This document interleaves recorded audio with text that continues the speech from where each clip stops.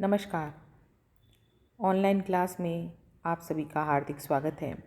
हम बीए तृतीय वर्ष के संस्कृत साहित्य के पाठ्यक्रम में निर्धारित ऋग्वेद के हिरण्यगर्भ सूक्त का अध्ययन कर रहे हैं।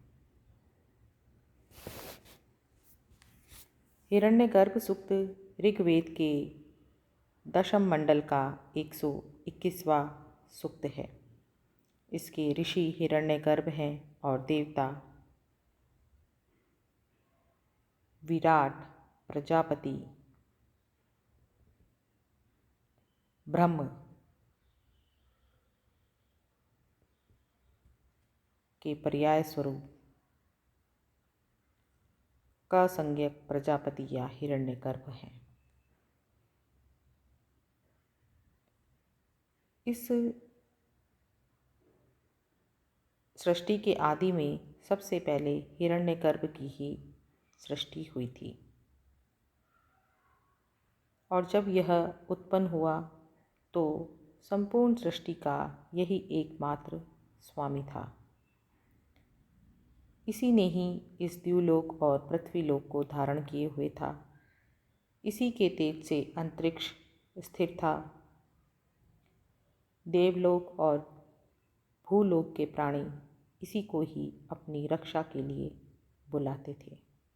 यही सबको बल देने वाले और सभी में प्राण शक्ति का संचरण करने वाले देवता हैं। हिरण्यगर्भ देवता ही कर्मफल प्रदाता हैं। सर्वं खल्विदं ब्रह्म,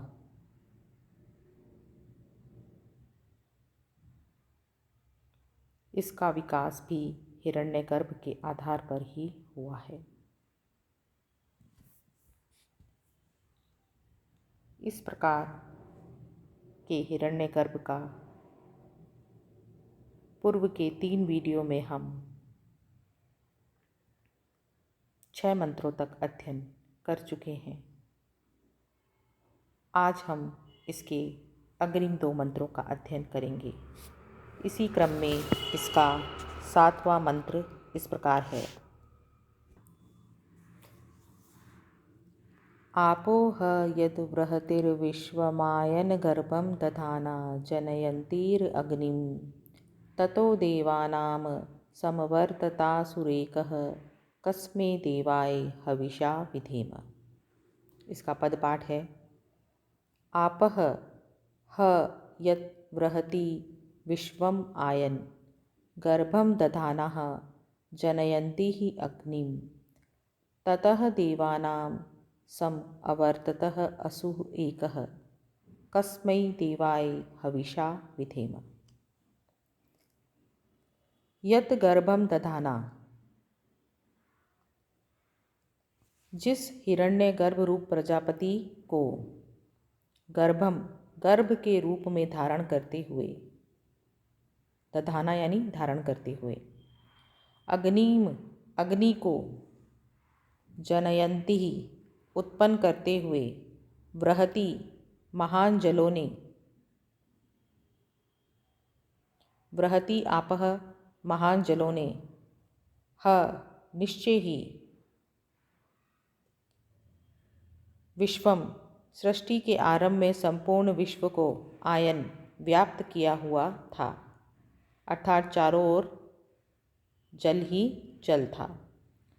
ततः देवानाम, उसके बाद देवताओं का, एकह असु, एक प्राणभूत वायु, समवर्तत उत्पन्न हुआ, कस्मै देवाय हविषा विधेम, क संज्ञक उस हिरण्यगर्भ के लिए हम हवि का विधान करें। इस प्रकार प्रस्तुत ग्रंथ में बताया गया है कि इस हिरण्यगर्भ की उत्पत्ति से पूर्व इस संसार में जल ही व्याप्त था। उसके बाद वायु की उत्पत्ति हुई।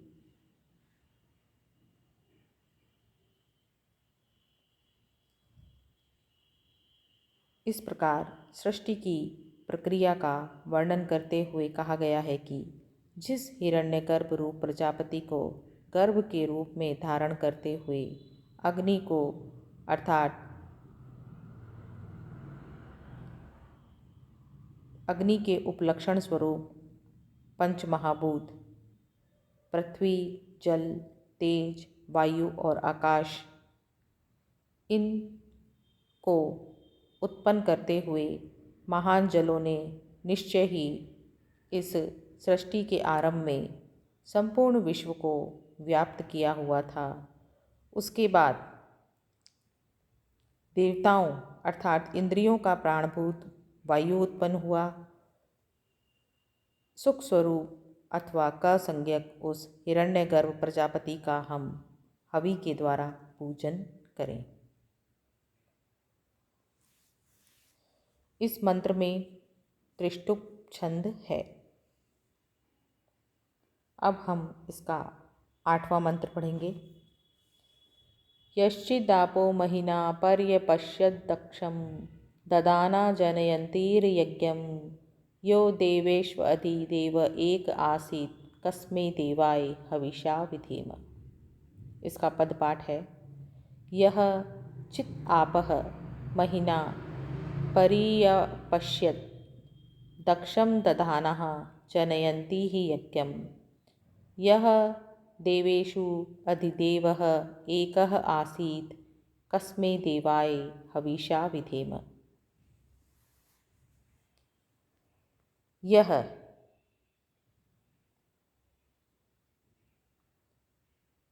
हिरण्यगर्भ रूपी प्रजापति चित्त यज्ञम सृष्टि की उत्पत्ति स्वरूप यज्ञ को जनयंती ही उत्पन्न करने वाले और दक्षम सृष्टि की उत्पत्ति में दक्ष प्रजापति को दधाना धारण करने वाले आपह जलों को महीना अपनी महिमा से पर्यपश्यत देखते हैं। यह और जो देवेश्व अधि सभी देवताओं के अधीन एकह देवः आसीत् एकमात्र अद्वितीय देव थे। कस्मै देवाय हविषा विधेम का संज्ञक उस प्रजापति के लिए हम हवि का दान करें।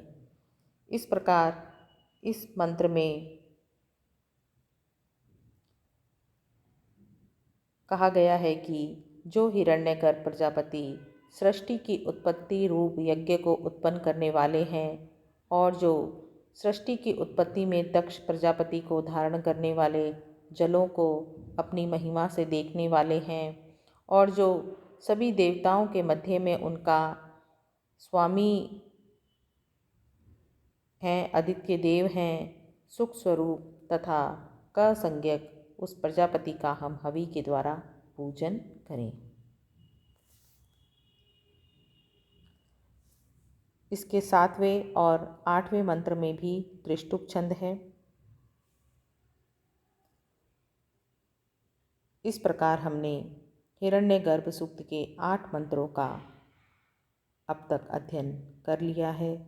अब मैं अपनी वाणी को यहीं विराम देती हूँ। धन्यवाद।